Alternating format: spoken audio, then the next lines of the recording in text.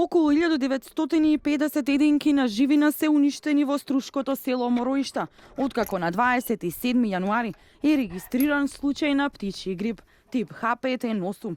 Директорот за храна и ветеринарство Зоран Поповски истакна дека состојбата во Мороишта е мирна, а со цел можно ширење на болеста земени се и мостри од соседните села, пошто не е пронајден птичји грип.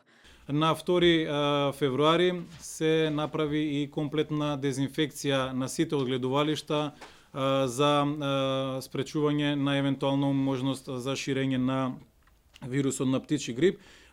Еве во текот на овој ден и се врши и мониторинг во селото и во околните села кои спаѓаат во радиусот од 3 километри, со цел да се види дали има некоја конкретно за селото Мороишта, дали има останато живина која при тоа не можела да биде најдена на лице место.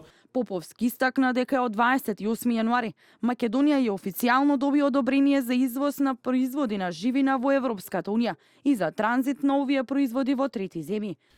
Се однесува на разладени производи од типот на гради, копани, не се однесува на преработките од живинско месо, но за истите во исчекување сме во наредниот период и за истите да не одобрат.